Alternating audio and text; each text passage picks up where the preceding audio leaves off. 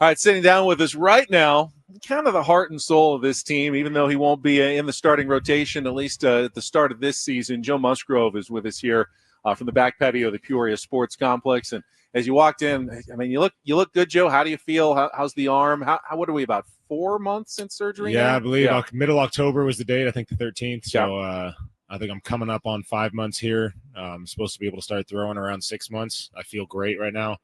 The rehab has been, really, really smooth. I haven't had any setbacks, knock on wood.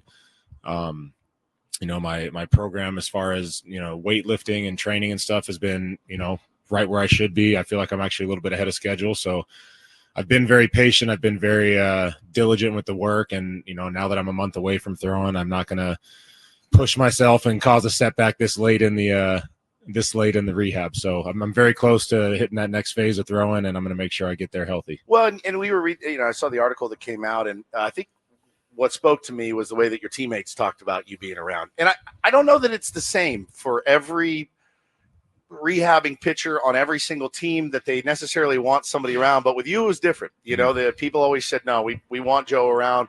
He's an invaluable resource as far as getting us ready and helping us. That had to feel pretty good to hear from your teammates. Yeah, that's a great feeling, and that's not something that I'm searching for with the decisions that I make. I'm not looking for validation or for somebody to praise me. Part of it is, being a good teammate. I want to be around for the guys. I do feel like I add some value to the team, whether it's leadership wise or, just simply the way I work and having people around, to kind of follow my lead. But another part of it is, for myself, for the ability to stay around the game and stay up to date with the things that are happening. I hate missing road trips. Even last year when I had some of those issues with the elbow and I didn't go on the Colorado trips, missing 3-4 days and the guys come back, you feel like you've missed a whole season. Yeah, I was going to ask, that's got to be a really difficult thing for a ball player that's recovering from something, knowing all the homies are out and they're fighting and they're battling and you're just kind of sitting at home. Probably can weigh on you a little bit. Yeah, I mean, it's tough to watch, and then the guys get home from the road trip and they're telling stories and they're laughing. I'm like, what are we talking about? What's going? You just feel like you're gone. Yeah, so that's part of it. And then I don't want to lose my edge for the game, and I feel like being around the game and investing myself into the games as if I were the one that was going to be taking the ball. The anticipation, the preparation, the stress and nerves that a starter goes through leading up to a start. I don't want to lose the feeling of that. So I try to stay around as much and be involved as much as I can.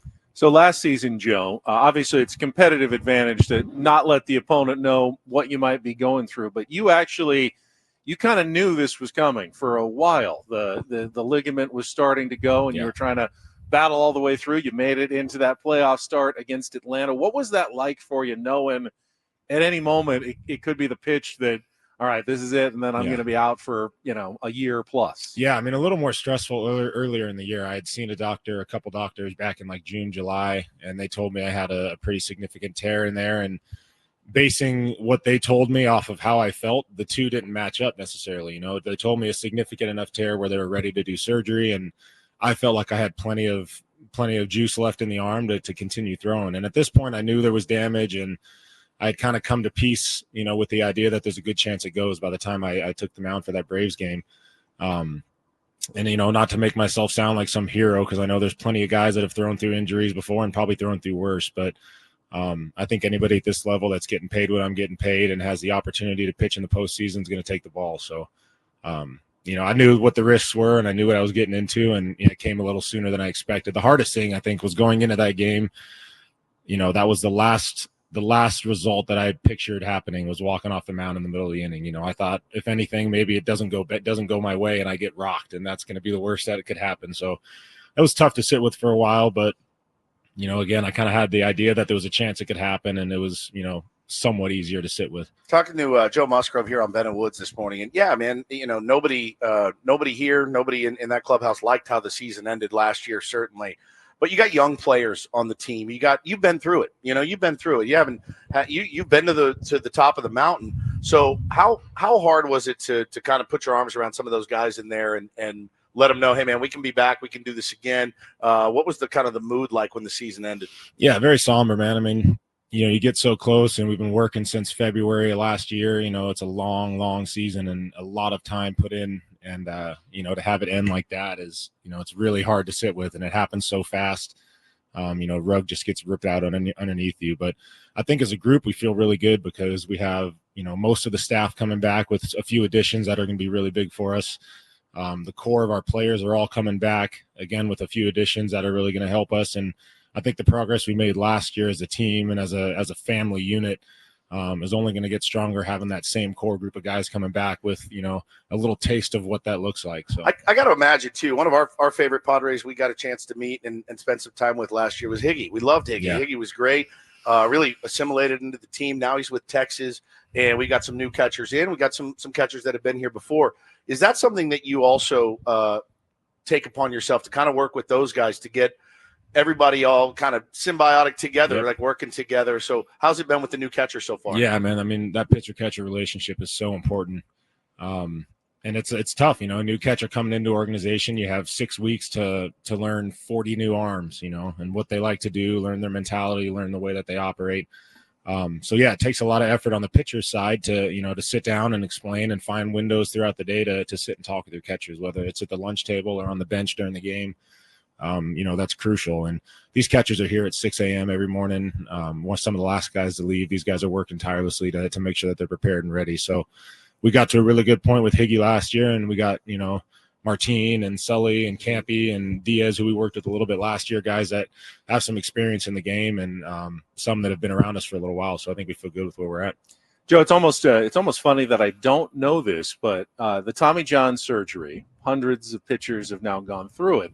And actually, it was my grandfather, Dr. Curlin, and his partner, Frank Jobe, who developed the surgery. That's his grandfather. And my grandpa passed away about 30 years ago, but yeah, they was right there, cutting edge procedure when they performed it on Tommy John for the first time.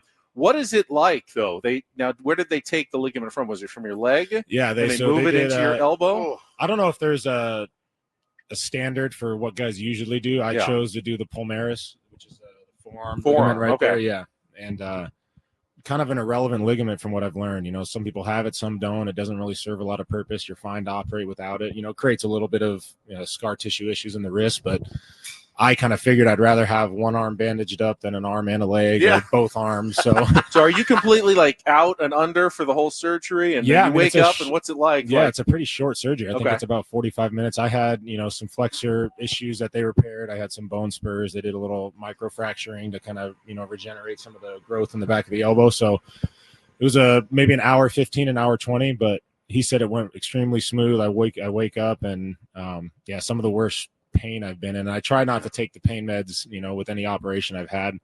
It's tough. Partially just to kind of see what I'm feeling. And I don't want to, ever run into the issue of getting stuck on those things. Slippery slope. Yeah, man, So, but I mean, after 2 days, I was in a lot of pain. I had the surgery on a Friday, I believe. I think it was the day of Game 5 against the Dodgers. And, sitting in my hotel room feeling like hell. That's a really bad day. Dude, I had to leave the hotel and walk. Me and my girlfriend, fiance now, we left the hotel and walked a lap or two around AT&T, the Cowboy Stadium. Yeah.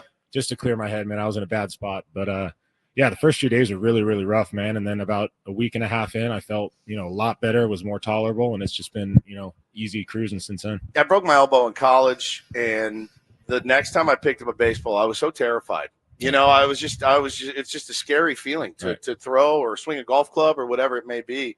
Obviously, I wasn't getting paid to be a professional baseball player.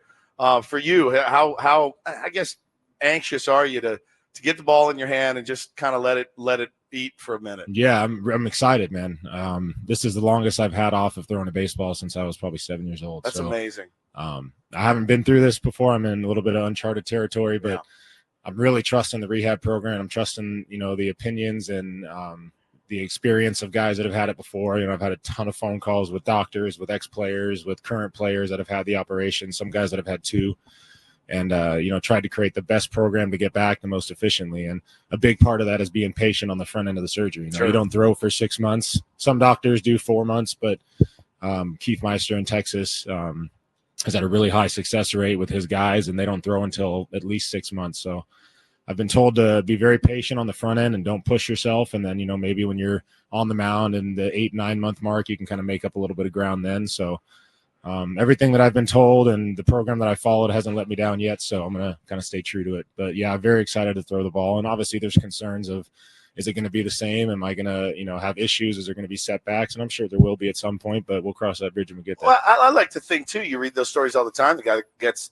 TJ and comes back and actually is throwing better than he ever has before. So let's keep that headspace. Yeah, all absolutely, of us. Man. That's Absolutely. what I'm going to. That's kind of been a big part of my thing too. Like, I would love to be the guy that, sets a record and comes back in 11, 12 months and is, pitching lights out in the playoffs. But obviously I'm very aware that the odds of that aren't very great. But my preparation, my mindset, my training, everything has been geared around being back in October. And if we're a month away and I'm not there and it's, out of reach, then I'm fine with, putting the ball down and getting ready for 26. So, by the way, congratulations on the engagement. We just had the newlywed Jake Cronenworth on, and now you're heading down that road. Excited? Yeah, very excited. We've been dating for a little over 4 years, and it was due. She's been a great addition to our life. We complement each other very well. Raising a dog together has given us an idea of how we're going to handle our kids. Sure. But, yeah, it's been great. Dog's way easier. I'm going to tell you right now. Really? way easier. Ask Maddie, right? Yeah. Like, especially a dog with severe anxiety. Yeah, exactly. Exactly, man. Well, yeah, congratulations on that front. Try not to have too much input on the wedding. Just try not to. Like, that's what I'm saying. I said, let me handle the DJ. You get whatever else you want. And I'll just you do this. And then you run it. And we'll all do it together. But check. Yeah, I've kind of learned that lesson too. Joe, we wish you the very best. Obviously, thanks so much for coming on. Give your mom our love. She's always been so great to our program. Brought coffee for our Christmas she told show. me she brought some. She's incredible, down. just incredible. My youngest son did pass gas in front of her, which was I'll never forget that moment. Certainly, but man, it's always a pleasure to talk to you. We wish you the very best. Yeah, I really enjoyed being with you guys. Thank you. Appreciate it. Joe Musgrove looking hale and healthy. Well, hopefully we'll see him back maybe at the end of this year, and if not, then definitely in 2026. Now, speaking of Padres pitchers, we are going to get to meet one of the new guys. Kyle Hart is going to join us coming up in our next hour here. Anything we need to know about Kyle, Joe, before you go? Awesome guy, he says. Okay, well, looking forward to it. He's coming back